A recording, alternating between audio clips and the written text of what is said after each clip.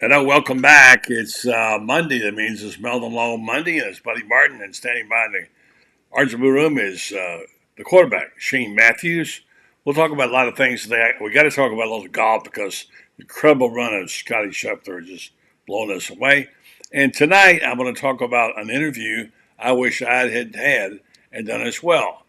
Josh Pate's interview of Billy Napier last week. I talked to Josh. We'll hear from him. And we got our friend Rob Brown from SEC Sidelines and Franz Beard. So I'll be right back with the show after this opening message. It's time again for Buddy Martin. Call him up and tell him what you're thinking. But be kind because he's doing the best he can. Better, stronger, faster. Mama says that alligators are ornery because they got all them teeth but no toothbrush. Hey, what if the voice calls while you're gone? Take a message. Bye! You ready, champ? I'm ready for this my whole life. I'm incapable of small talk. But that's why you love me, right? Kind of intimidating to be in the presence of so many great athletes.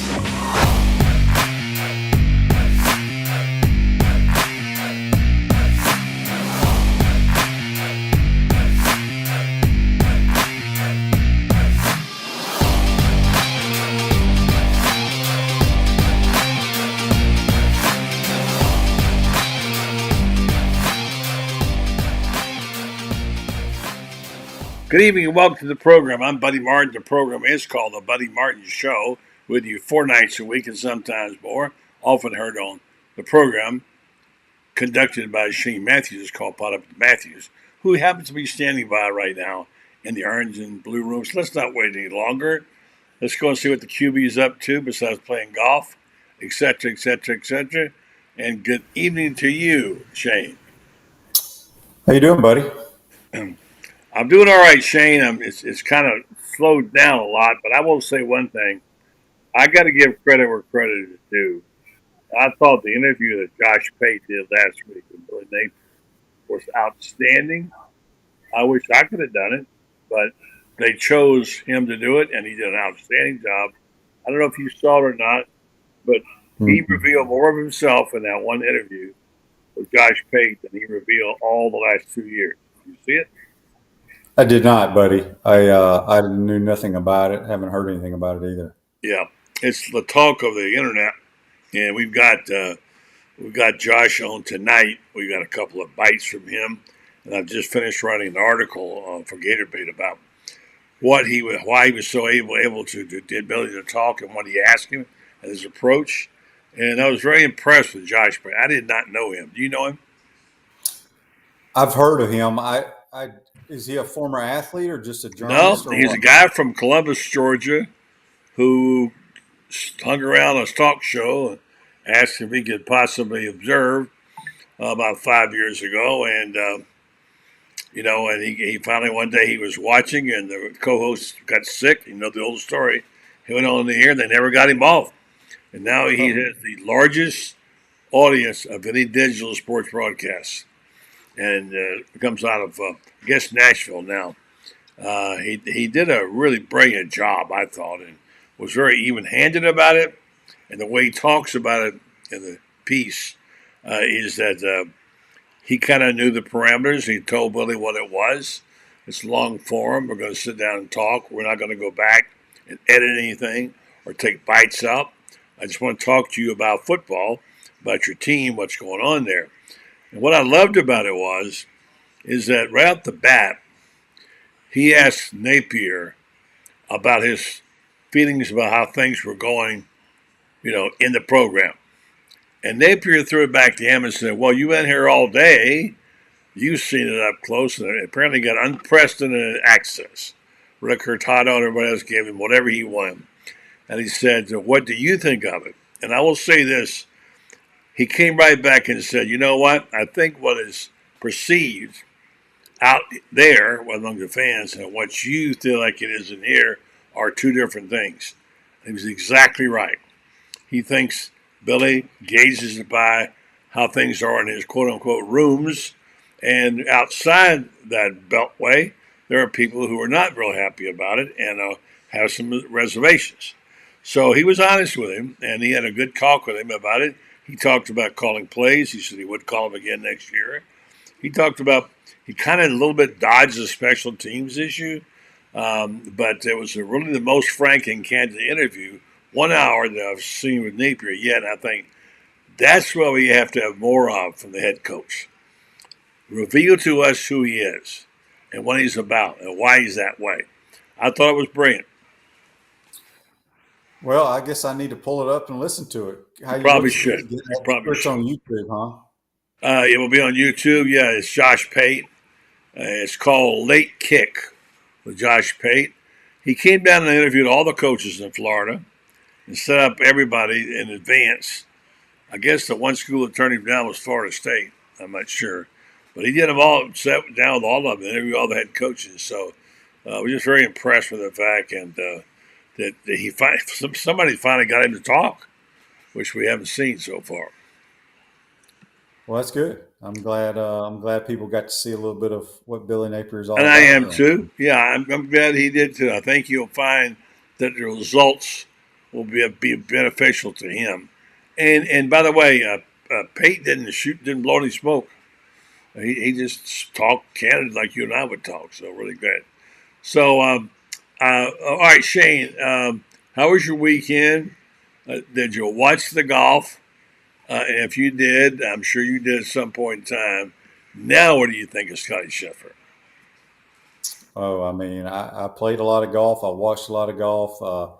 I still think Scotty Scheffler is on a run like we've never really seen. I know Tiger went on his runs, but I want to ask you this, and it's a serious question because I brought it up on my show. I guess it was last week or maybe this week.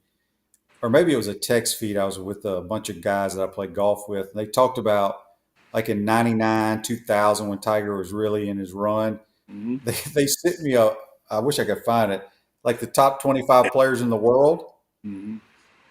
And I'm looking at that list and yeah, they're good players, but and maybe it's because today is today and that's what's fresh in our minds.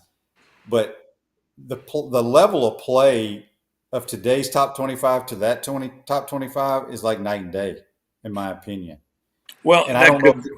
That could be true.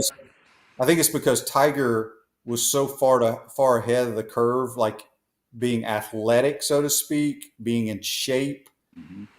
Now everybody's like that. Yeah, I think that's some of it. I'm of the belief that you play against the ones of your era. You can't help it how good or bad they are.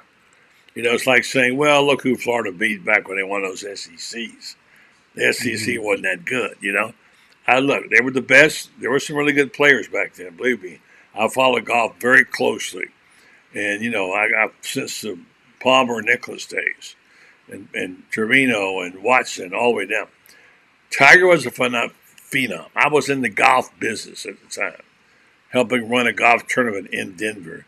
And he changed golf so drastically that if you didn't get Tiger at your tournament, it'd crush you. And our event was one that was victimized by it. Tiger came for 2 or 3 years and stopped coming. Our ratings dropped and the sponsors dropped and the tournament died because of Tiger's presence. It was so big and so important. And in addition to that, breaking the color line, you know, and all the things that happened there. So I'm not willing to say that. I'm not willing to say, well, yeah, he didn't beat anybody because he beat some really good players. And no, I mean, I didn't mean it to come across like that because I'm with you. I mean, you can only play who's in your era. But I think it's just that he was, you know, he's the only player I could think about that was somewhat athletic looking. You know what I mean? Yeah. And I don't know if I have to go back and look at Tiger at a young age. Was he into the strength training, the weight training? Not really. Not right off. It took a while, but he was in it early on.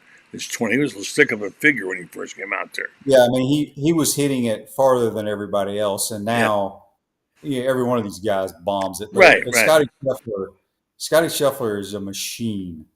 He is. You know, we mentioned it multiple times that he some of the so-called experts that have covered golf for many, many years say he's the best ball striker to ever play the game. I'm not going to argue with him because I firmly believe that. He's got that mentally, he's stronger than everybody else. He knows he's the best, and he feels like he's the guy to beat every time they tee it up. And to be able to do what he did after winning the Masters in one of those, this tournament, it was always a good tournament, but not everybody played in it after the Masters. Mm-hmm. But they made it one of those signature events where the top players had to show up, and he dominated them once again.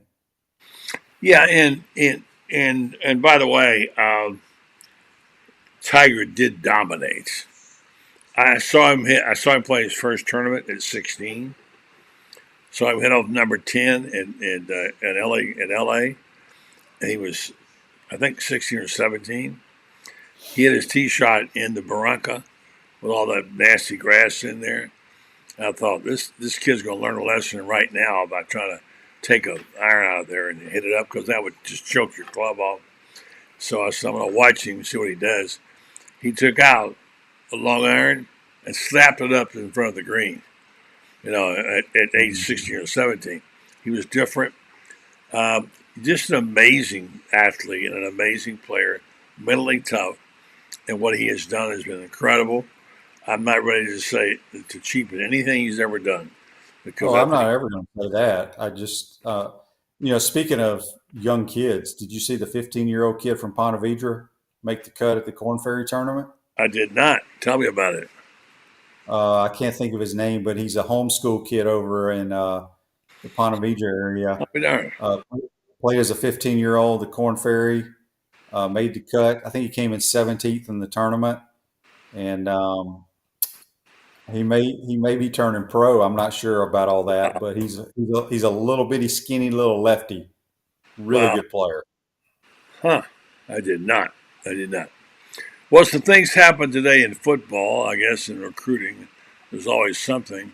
Apparently, offensive tackle, whose name I can't pronounce, it's Enoch Wangoy, has been reclassified from Florida and will join the 2024 class. Will be apparently okay to do that. He's 6'7", 314. Sounds like he's a good player, whatever. So there's one. Stuff going on. And Shane, I got a question for you about this. There's all these polls are put out there about the greatest players and most electrifying. Here's one of the most electrifying NCAA football players of all time. Anytime you say all time, you're in danger of leaving somebody off, right? So I'm going to read this, and I'm going to let you digest it while I play a commercial. When I come back, I want you to tell me if there's anybody on there that you think doesn't belong, or anybody that you should be on there that's not, okay? You ready? Okay. Mm-hmm. I don't even know who did this list, but it was out today. Most electrifying NCAA footballers. Number 1, Reggie Bush. Number 2, Michael Vick. Number 3, Adrian Peterson. Number 4, Vince Young. Number 5, Charles Woodson. Number 6, Johnny Manziel. Number 7, Lamar Jackson. Number 8, Devin Hester. Number 9, Tyrann Mathieu. Number 10, Ted Ginn.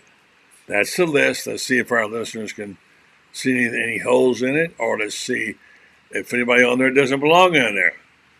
Stand by while we do this quick message from Meldon Law with Shane Matthews, the QB.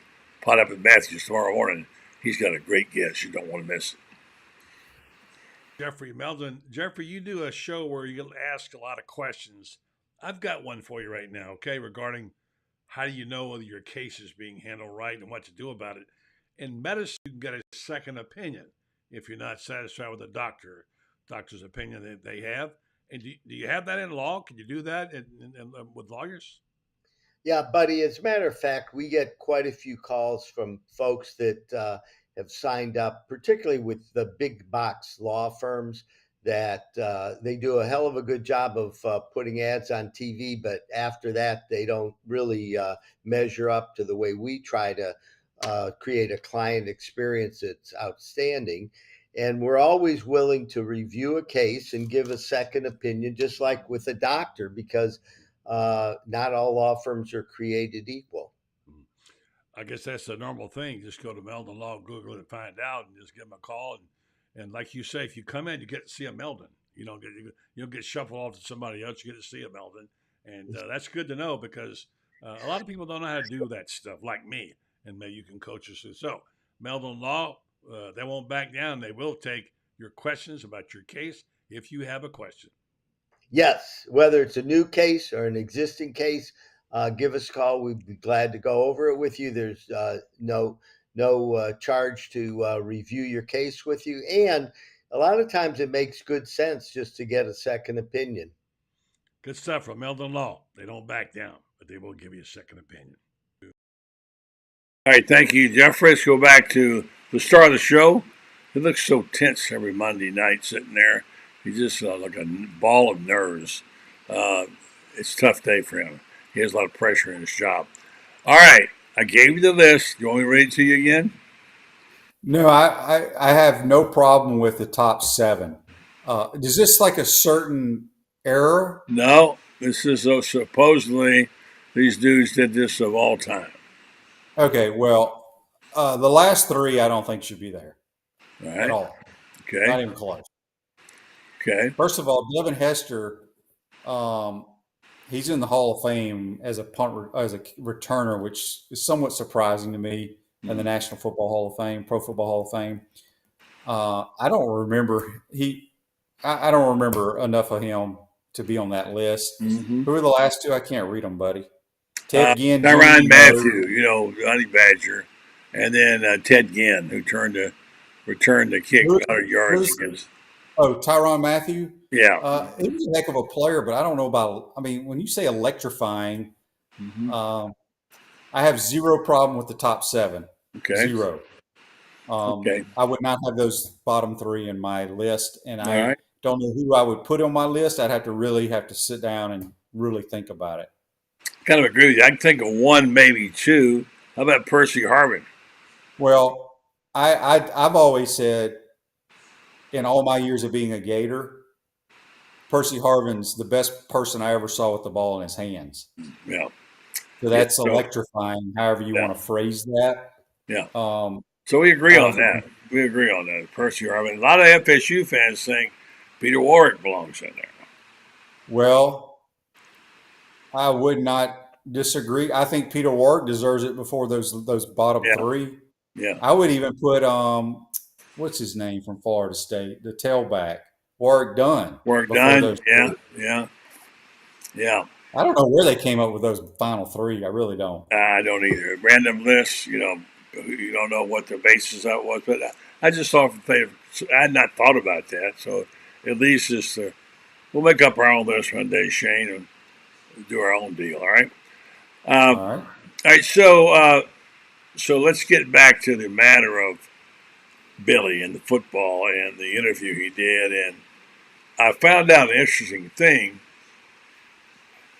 that apparently I asked Josh Pate, who I have a great deal of respect for now. I'm going to have him on the show. I've got a bite from him tonight. In fact, I'll play a little bit of it for you. I asked him, how he went about getting an interview and what caveats there were or whatever. He said, well, he said they contacted him. And it seems to me, apparently, Florida felt it was time for Billy to spread his wings and be known a little bit more. And I said, what kind of agreements did you have about? He said, none. He said, they gave me unprecedented access, and I was really thrilled to have it. So let me play just a bite here of this. I'm going to play it later on for these guys. This is some of the stuff we talked about, all right? I just say so much. So talk about how you set this up with Billy, if you will, what was expected and what you saw.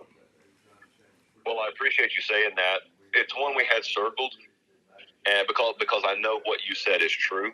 I know that access there has been sort of hard to come by, and look, that is what it is. I'm not surprised by that because I think you got to understand Billy Napier, and you got to let Billy Napier know you understand him. And so the first thing it took was speaking to him a couple of times, making sure you articulated that you got the deal and you understood what the game was. And the platform that we've built with Late Kick, it's very big, it's very national. So there's mutual benefit there to being in business together and doing something together. But he's like a lot of these guys, buddy, I think in the more modern age, in that their natural inclination may be to be a little weary of doing a long form sit down. Now, if you just came off a national championship, it's no problem because everyone's going to sing your praises. But I think a guy who's in Napier's situation is of the belief that the reality inside his building is not understood outside his building the way he sees it. And therefore, any kind of long form interview session may end up confrontational, or it may lead to him being misrepresented. And so the first thing I told him is, you feel free to push back on anything you want to. I'm not clipping anything we talk about. And that was one of the things that I tell anyone we sit down with. There will be no post-editing process here. It will be long form, and it will be start to finish. Even if I screw up, if you screw up, whatever the case may be, people are going to see exactly what is said. And I think as long as guys trust you and they get that assurance that, they're not going to be taken out of context, they can be comfortable enough to do it. And then I think the other thing is, if you present your thoughts and you present questions in a respectable manner, it doesn't matter necessarily if everything you say is agreed with in the other chair or not. There were some things we talked about. There were some things from special teams malfunctions last year to different machinations of the program that I presented ideas on that were probably counter to what he thinks. I articulated a lot of what the fan base probably has a problem with right now.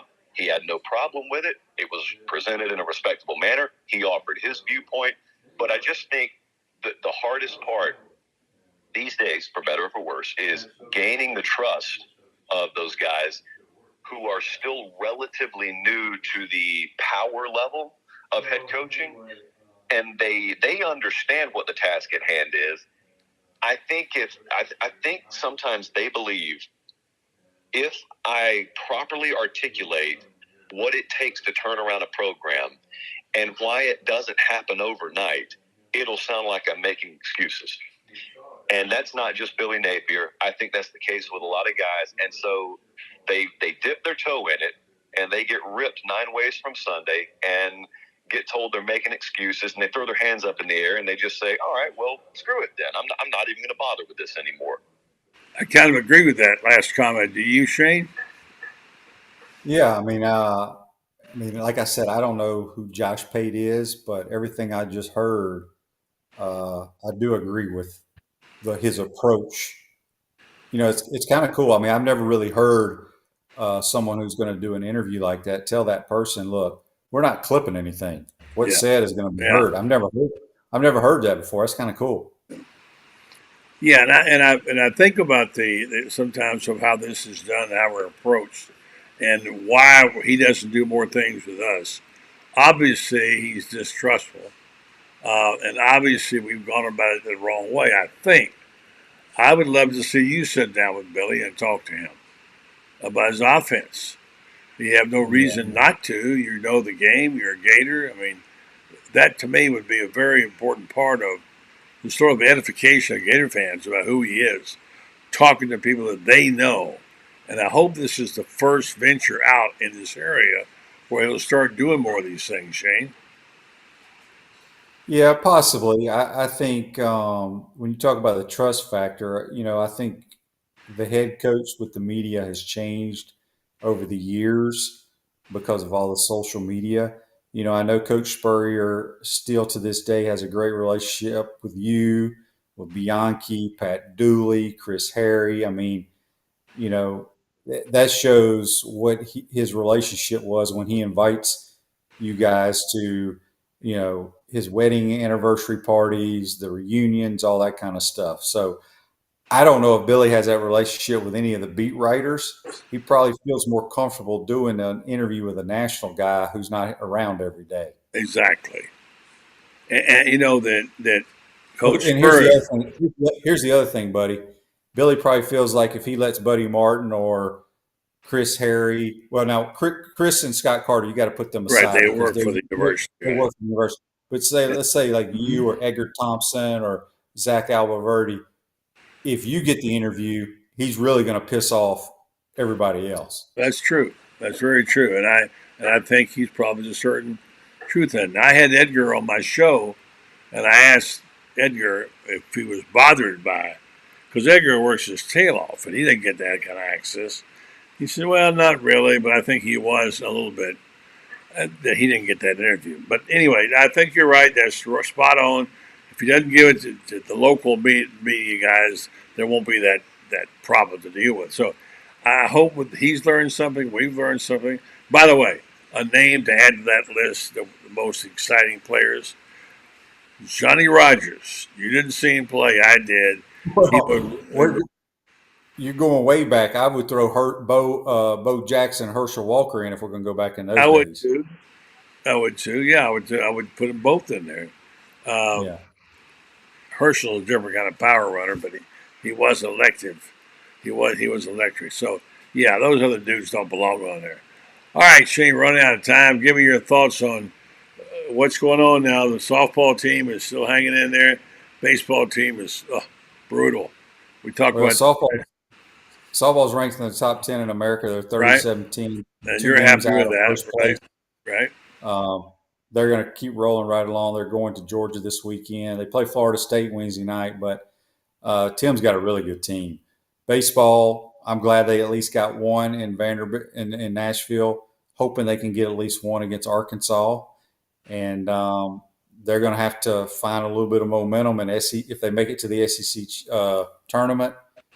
I think I saw somewhere somebody told me we're projected to be like a 3 or 4 seed in the Chapel Hill region up in North Carolina. So I read that somewhere at night.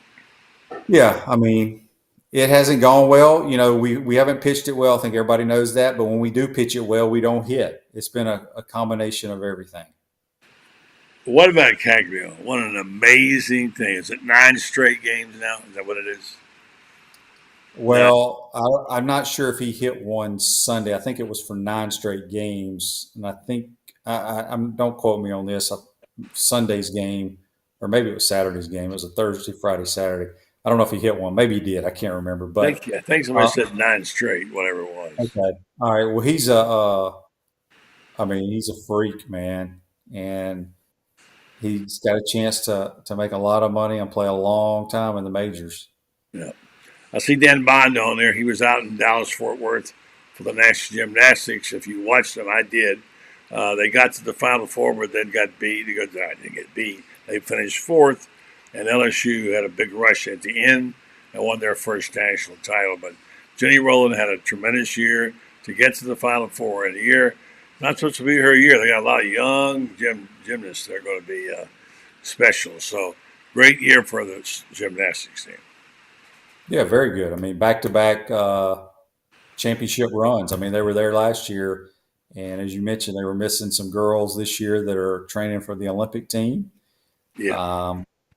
If there's anything that's strange in sports is the point system, the judging in gymnastics. Oh my gosh, I can't even. I mean, I tell you what, you could, like I said, I don't know enough about the sport, but I'm lost. I'm totally lost. It's nuts when you got people judging and giving scores. Yeah, crazy. All right, Shane, tomorrow morning, you and me, babe, we're going to talk about what? What do you want to talk about tomorrow morning? We'll talk a little Gator sports. And then after you, we got Steve Palazzolo from Pro Football Focus going to talk about a little bit about the NFL draft. The great Shane Matthews, number 9, number 1 of your hearts. You can hear him every morning. Talk to you tomorrow, QB. Thank you. Take care, buddy. All right, Shane Matthews is going to go now to Rob Brown. And standing by in the green room, or orange and blue room, is Transparent. We'll say good evening to Rob. What's up, Rob? Hey, loved listening to that top 10. No Terry Beasley on there. No Darren McFadden from Arkansas. No Devontae Smith from Alabama. That list was pretty much of a joke. And, you're going to put Teddy Ginn from Ohio State. He ran an opening kickoff back before Florida kicked their ass. I mean, you know what? It's just typical of the Eastern bias that is shoved down our throat by a bunch of guys up in the Northeast that grew up playing stickball and don't know a damn thing about football and Southern culture and where the game is played at its best. We've loaned the national championship out for the year to Michigan, but we're going to take it back this year. Just don't know who, but it's going to be an SEC team. You'll get Fran's Beard all fired up. Did you hear any of the Josh Pate interview at all? I loved it. That was great.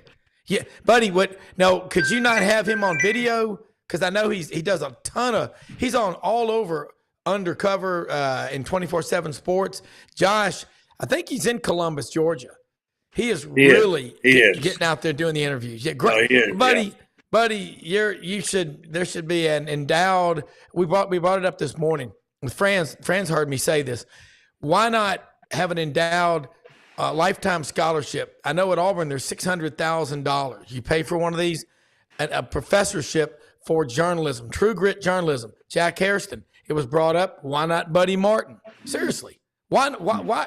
I'm sick of the local guys getting pushed aside. You know what? There's an old saying as a financial advisor, stockbroker industry, if you don't call your clients in tough times, they'll fire you. They'll stick with their friends. That's what's happening to the local fans. And I'm sick and tired of it. I think it's wrong. You should have interviewed him. Fran should have interviewed him. David Whitley, the guys that are there. You know, they do it because they're afraid. They just want to go one.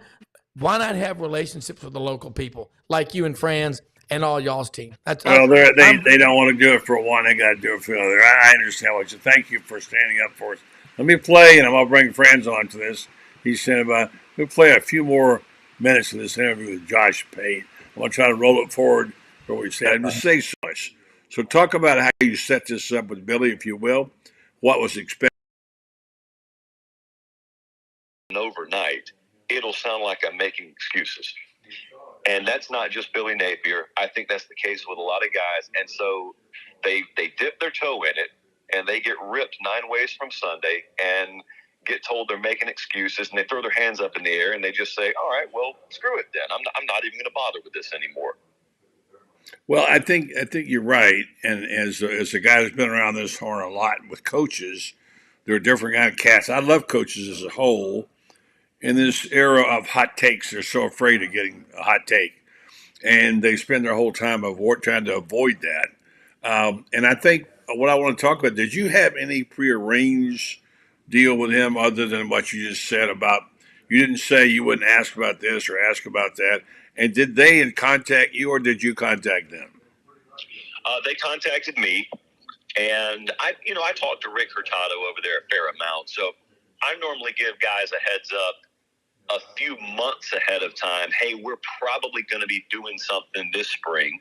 This is something that I plan on doing from this point on pretty much every spring. And I tell them, just be on the lookout. I'll let it be known. I'll put the call out on the show, and then you guys step up as your calendar allows if you want to. If you don't, that's fine. I did not hear from Florida State at all, for example. Heard from Miami, UCF, Florida. Didn't hear from Florida State. So those are the 3 stops we made down there. But there is nothing prearranged. There is nothing other than the promise that whatever is said here is going to be presented warmly and accurately, because there will be no cuts made. Yeah. I also love maintaining the authenticity of start to finish long form in that manner. Even though we're not presenting the interview as live, we are putting the interview in an otherwise live show. And when I'm on live, there is no stopping. There's no redos. And so that's the way we do those interviews. And aside from that, aside from the assurance that start to finish, we're presenting everything that's said here, right, there is nothing. I may ask a guy what's on his mind before we start. And, if he gives me something interesting, whether it be an anecdote or something he's furious about now, I'm going to make sure we steer the conversation in that direction. But other than that, no, there's no, we're not touching on this, or there's no, hey, make sure you say that. Right. I have not actually. No prearranged deal. Yeah. Well, even above and beyond Florida, I haven't I don't think I've had a single staff request that. Gotcha. I wanted to go back to a point in the interview, which I want to laud you for. I thought was really good. And when you basically ask him what's going on in the program and what his comments were, what his thoughts were about how it was perceived, and he said to you, I believe I'm paraphrasing, well, you've been here all day now. What do you think is going on? And you had a brilliant response. You said, well, I think what's going on is what's perceived out there and what is like in here are two different things. And I think that was kind of an opening salvo to the fact that, Billy, you may think it's this way on the outside, but it's not. And this is the way it is, and you got a different version, and it works on the inside. That was my interpretation. You were praising him for the tight program he had, but saying at the same time, they don't get that out there. Is that right?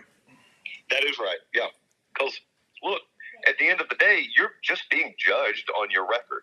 That's all this sport has ever been in terms of perception. You can be the best guy in the world, and you can have the best program energy, and you can have the best mantras and phrasing on your walls when you walk through the facility. But if it's 5-7, if it's 6-6, and at Florida, if it's 7-5 or 8-4 sometimes, no one really cares about everything that led up to that. Now, I don't think like that. Like, I do believe that success in the win-loss column is well downstream of the decisions that are being made in the building. And I'm around that program a little bit and certainly was embedded there all day. And they gave us about as much access as I've ever had any staff give us access. I mean, a shocking amount of access for it to be 2024, frankly. And so I have no doubt that everything that has to be done to be a championship caliber program is being done there. I go to Georgia, I go to Bama, and then you go down to Florida, and it looks very similar behind the scenes. However, the record thus far does not look similar. And that's what I tried to explain to him, and that's what I try to explain to anyone, both ways now. Both because the fan base doesn't understand what's happening in there, and sometimes folks in there may not understand what's happening amongst the fan base. And so I'm sitting there trying to be the bridge a little bit for the betterment of the product and saying, you guys have it together in here. You got a monster staff. Buddy, they got some stuff going on there, to keep it generic, that I don't see anywhere else. So not only would I say Florida is matching the other big programs, they're cutting edge in terms of some of the facets of their program. Just if anyone wonders whether they're playing catch up there or not.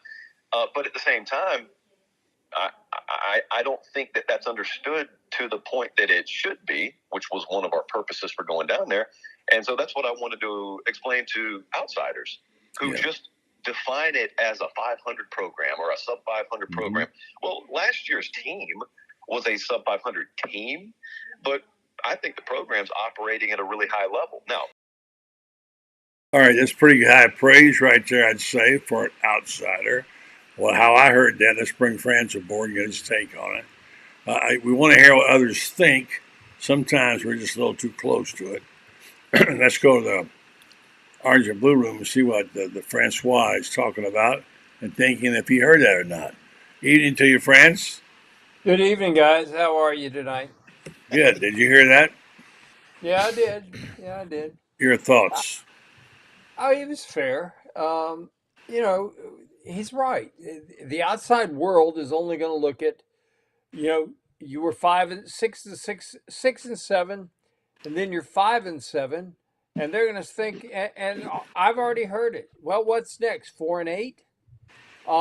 Look at people. People think that, and they don't see all the things that he saw. They're building something there, and that's why I've talked to enough people to know this. He's going to be here this year. He's going to be here next year. Now, after next year, 2025, if he has not turned the corner significantly, then there's going to be problems. But I think even Billy Napier would tell you that he's got to have it going by then.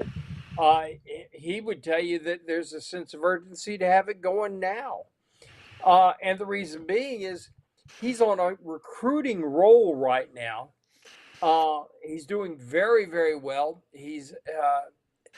I believe that Florida is going to do extremely well in the portal, for example. They're not. He's playing it very close to the vest. You're seeing Auburn had a big day today. They picked up 2 or 3 in the portal, and some other people had big days too. But I think he's being very specific and very careful about what he wants to bring in. I don't think that. I think he's got a need list that's maybe 4 players long, because they're right now.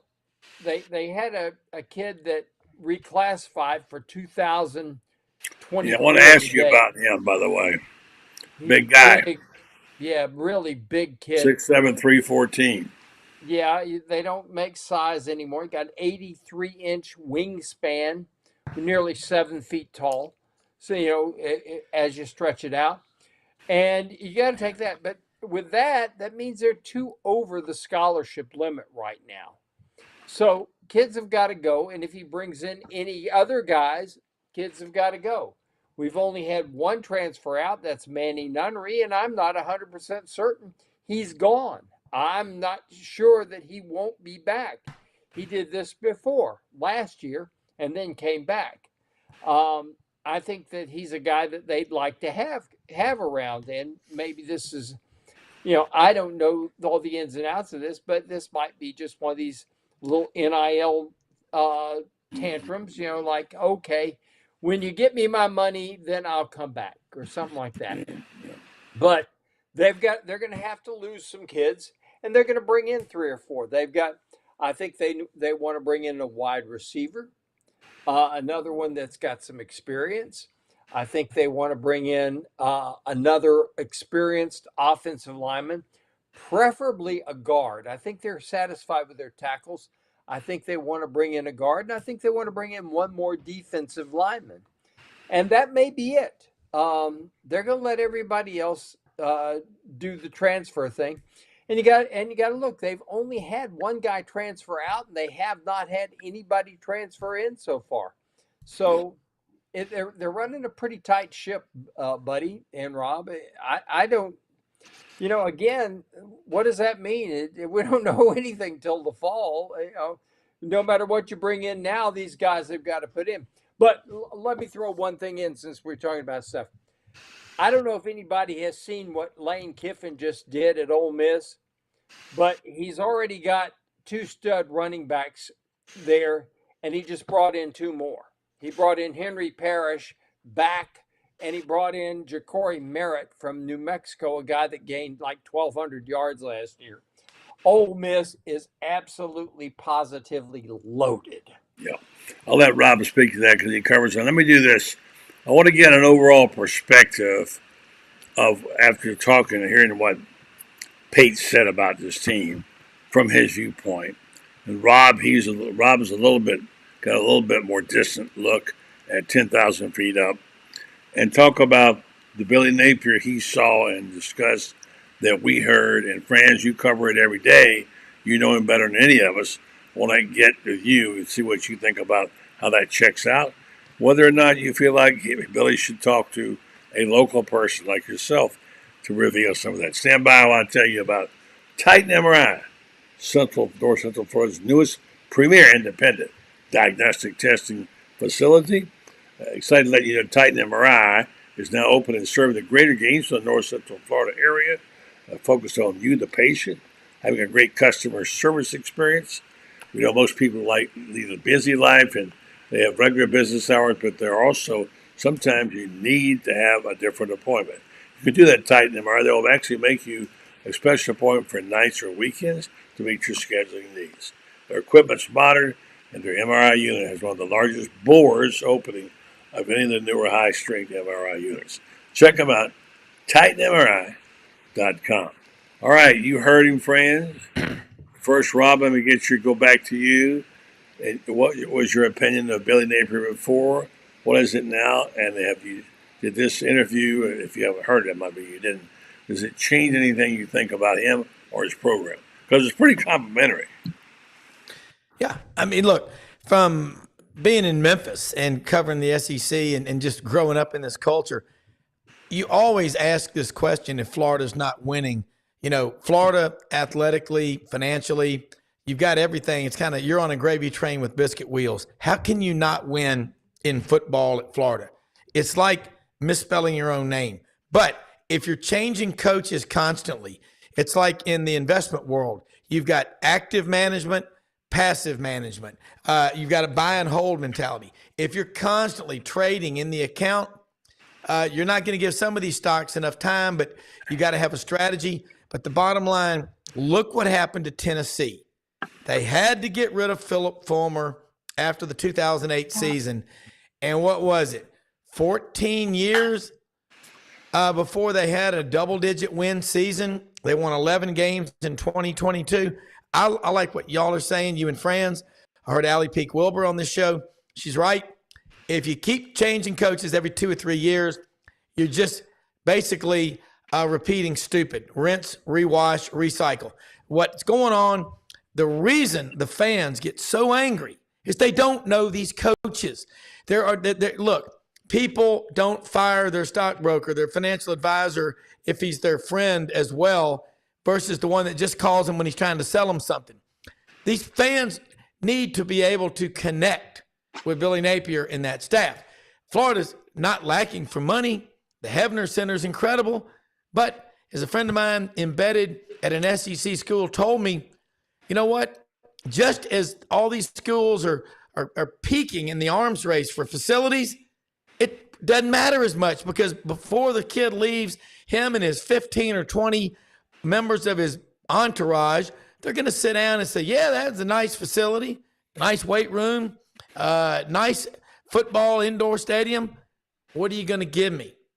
That's all they give a damn about anymore. So as far as Florida goes, there needs to be more of that because then the fans will relate. But if they don't know the coach, and like you said, you just look at the record, 6-7, 5-7, they're not going to look at anything else. They're going to go, we don't know these guys. It's easy to say no over the phone. It's a lot harder to say no in person. That's where we are. And, Buddy, you said it best last year about that coach that left. He said, I would say I'm going to miss you, but I never knew you. I mean, friends, am I right or crazy or hadn't had enough dinner yet? Well, I don't know about the dinner part, but yeah, I'm hungry. We are in different times, and NIL plays a great has plenty to do with what goes on right now, but you still have to invest in the infrastructure. Florida has done that and is ahead of that curve. Now they've got to win. You're right.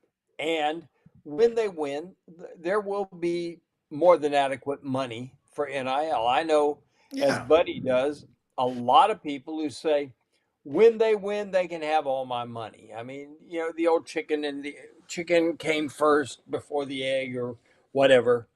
But people are that way. And it's their money. They've been tapped out for years. We got to pay for this facility. We got to pay for that facility. And we got to finance the O-Dome refurb. And they put lipstick on that pig. And it's,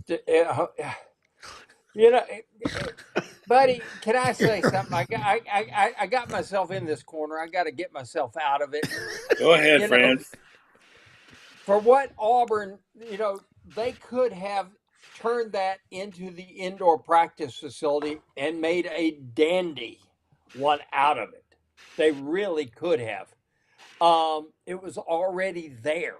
They could have even put a tunnel underneath it to the stadium.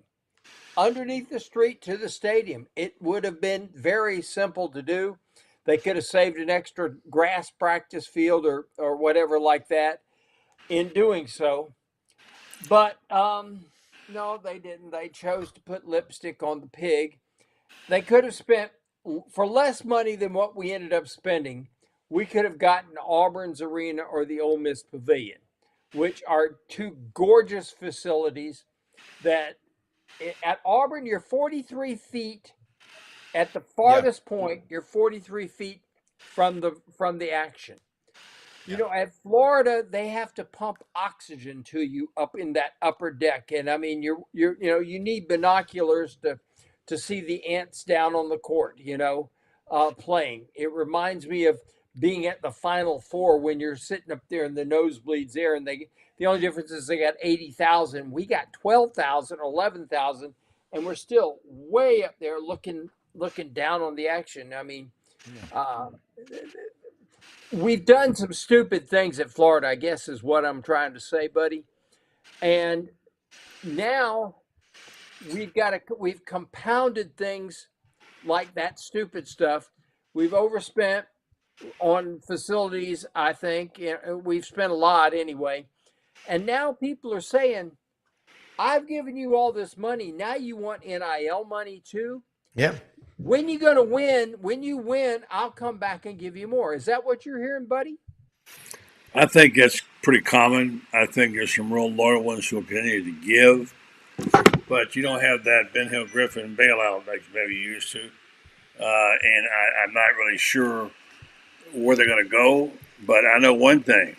They absolutely got the right guy in Freddie Weeby to pull it together. He's already got new memberships coming, and it's going to have to be the everyday, like you said, the IPTAY program at Clemson. It's going to have to bail them out because it's not going to go away. Every year they're coming back for more. It's what it costs to operate a program now. And so that's why it's going to become more a game of have and have-nots. A lot of schools cannot afford that. Auburn's got deep pockets. They've got that, cook money and all that stuff. But the bottom line is you got to produce sooner or later or you're going to have a hard time when you pass the hat getting money in the hat. So, yeah, you're right. Well, yeah. And here's another thing is nobody knew about, the basketball arena at Auburn, Neville Arena. Nobody ever heard of this guy. $41 million gift, $34 million for basketball, $7 million for football. And I know his best friend. The guy never went to school at Auburn. Went to Rice, got a PhD in mathematics at Columbia. But he's from Eufaula, 45 minutes away. Woltoltz, the Woltoltz $92 million football performance center. Nobody ever heard of this guy. But he's very smart with efficacy and, medical world. I'll just say this. You've got two kinds of people, philosophies. When I feel like it, I'll do it. No, you got to do it to feel like it. You cannot wait until the team starts winning. That may never happen if you don't support them. But friends, you're right. Donor fatigue. You can't keep going back to the same people over and over and over. Donor fatigue is a good term. Yeah, but it's like with my clients. You've got to have why do you need? If you're going to sell a stock, you better have a better one to buy. Because in business, I always tell my clients, if 1 and 1 doesn't equal 3, it's not a good move. And I just think y'all are both right.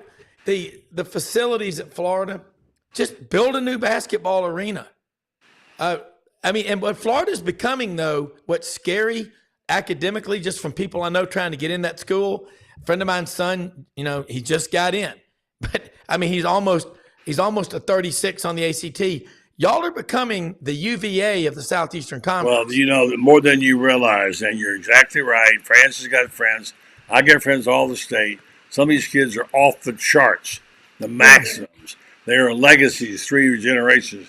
They can't get in Florida. It's becoming like the Harvard of the South for crying out loud, And it's getting to be a problem for families that have been Gators forever, and it's caused a lot of hard feelings, friends. Yeah, when you try to go to that family in New Jersey, they ain't coming. Yeah. No doubt about it, it has. They send out a letter, guys, that tells kids, if you do not have at least a weighted 4.3 and 1,400 on your SAT, don't even think about it. That's how it is easier to get into Duke University than it is the University of Florida. And I dare say, from what some people have told me, it's actually a harder school to get out of than Duke University as well. But Duke has that big reputation. right now, you look at from an academic standpoint, Florida is joined by Texas, and Texas is one of the top 5 academic schools, public academic schools in the country. You got Missouri, which is also a top 10 academic school, and believe it or not, the Aggies are as well. So the SEC is coming along in this. But, I got to ask this question, and I got to ask you guys this too. Can you get such a hoity-toity, fan base that you end up losing the common guy that says, well, hell, I'll just take my money down to Florida State. They don't give a damn about academics down there, or down to UCF. I mean, are we in for? There's a dangerous line there which can be crossed. You're right. We got about 3 minutes, friends. I got to get into some of this basketball recruiting. I'm not sure if Rob knows or not. Florida is killing it. Todd Golden's just got another one today. I'm sure about the FAU transfer combo guard Elijah Martin, great last name. Todd Golden says he's been incredibly consistent both as a scorer and defender. Will add even more explosives to our group. What a recruiting year and portal year Todd Golden's having, friends. Oh, incredible. This is a guy, as I mentioned on Rob's show this morning, he's almost like a good neighbor from where I used to live. He is from Summit, Mississippi, 5 miles from North Pike High School, 5 miles separating North Pike and Macomb High School, which is also 5 miles from South Pike. And the guy is 6'2", but he averaged 6 rebounds a game. He's a scoring guard who also can pass and play the point. He can do everything you need to do there. You look at what they've got now. They've got 5 guys who are 6'9" or better. And if Oliver Ryu comes in, he's going to have to come in as a walk-on, as I understand, if he reclassifies. If he comes next year, he's on scholarship, but he's 7'7". He's over at IMG Academy. I would dare say Florida is not going to have trouble with size next year. Just a guess on my part. Consider it a wild one. And it might be a little rim protecting going on in that squad. God, yeah. Very good possibility. But now you've got another scorer to go with Clayton. You got Will Richard, who when he's on, he's really, really on. When he's off, he's pretty bad. Denzel Aberdeen, who I think is going to really Torian Green thinks Denzel Aberdeen is going to rip and shred next year. And they love this kid from Lithuania, who was a freshman this year, Klubikas. They really love him. They think he's going to be really exceptional. So he's got 11 guys. I think he's going to add another 6'7" guy who's maybe 220 who can defend out on the perimeter some. And I think that they're going to sign Lorenzo Kaysen, who is a high school kid out of Lakeland Victory Christian. Had games of 57 and 45 this year. 6'4" kid can play literally 3 or 4 positions. Hey, Rob, excuse me, friends. Rob, if you have an all-name team, Denzel Aberdeen's got to be on it. And Triquezy Bridges. Cough, sneezing, cold, Triquezy Bridges. It helps. Yeah. Let me say this. The legacy deal. I work a lot with fundraising with Auburn, and I have clients. You turn down their kids. You take care of your men first. That's rule number 1 at Bolick. I remember going out to Fort Benning doing a lot of stories. That's basic officer leadership indoctrination course. Leaders eat last. Take care of your in-state kids first. You got 2nd, 3rd, 4th generation Gators, and you're taking a kid from New Jersey or California just because it, quote, looks good. I understand it. It's happening throughout the SEC. I can get people in the Southeastern footprint culture, but you start abandoning your state and you try to go out there and raise money with these people, they're going to tell you not only no, but hell no. Take care of your state first. You are the University of Florida. This crap, this mass app thing with 80,000 kids applying, They clog up the system. They just want to say they got accepted to Florida, or you pick the school. They're probably not coming. You better get kids that love it, because most of these eggheads are going to come in, be done in 3.5 or 4 years. You ain't never going to hear from them again. You dance with the one that brung you. Don't forget your home state people. Franz, you get the last word. Well, I'm going to say to what I just said before. You've got a problem. People forget Vanderbilt was once the football power of the Southeast when Dan McGugan was the football coach there. Vanderbilt is now an academic hoity-toity. And you wonder, can you continue to maintain when you start getting a fan base, your alumni base is suddenly all these nerds and geeks who made 18,000 on their SAT, and they sit there and say, I'd rather watch the Brain Bowl. No, you wouldn't. No, of course not. and so I wonder about that. I've got to think that Florida and every one of the schools in the SEC, because the conference from an academic standpoint is elevating everybody. I think it started with Vanderbilt in Florida, and I think it's everybody else has raised the boat. So they say the rising tide raises all the boats. Right. And I think that we're at a point where we've got to get back in touch with fan bases in this state and in the entire conference, because we want to keep winning. Uh, All right. Great job, guys. Rob, you have something you want to add? No, I was just going to say, look what happened to Georgia Tech. I was in Atlanta all last week.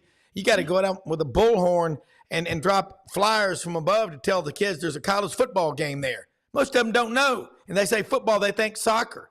We're going to have J.D. Piquel from On 3 Recruiting on the show in the morning. Okay. Great stuff. Yancey Porter, Rodney Orr, and I know Dennis Dodd will be on with us Friday. Buddy, right. You may pop in at some point. Never know. True Grit Journalism. Friends, both of y'all are true Gators. What I love about this show, I feel like I'm in the South when I'm on this show with y'all. And thanks for letting me share it with you. I love Rob, it. thank you. Great job on Sideline. Keep it going. Friends, you can read him on Gatorbait, as always. Great stuff. If you want to know about basketball, well, football too. But right now, basketball, there's nobody better than our own Mr. Basketball. Thank you, Francis. Thank you, Rob. You bet. Have a good night, fellas. You too. Thank you. All right. We'll wrap this up and say thanks to our guests and to all of you for watching and listening. And thanks to our sponsors. I'm going to always close with this one because they're so special. Been supporting this program for a long, long time. Support our community as well. And they are people who they're interested in our health. And the bottom line is that we can never get too much information about that. And Renstar Medical Research is one of the best because they believe in the power of clinical trials. The reason being, clinical trials help us bring new therapies to the public very safely. And clinical trials would not exist without you, the volunteer. If you could find it in your heart and time to take part in some of the clinical trials going on right now at Renstar Medical Research, go to their website, renstar.net, and find out more about this, because these commitments of volunteers are what makes the world go around. If you decide to participate, you can receive study-related medications and procedures at no extra charge to you or your insurance company. You might gain access to new investigational medications or devices not otherwise available and receive compensation for your time and travel. Check them out. Renstar.net, Renstar Medical Research, seeking tomorrow's answers to the health questions of today. I'm Buddy Martin, back tomorrow night with our good friends Scott Carter and others. Be sure and join us here, same time, same place, on the Buddy Martin Show. Have a good night. Talk to you tomorrow.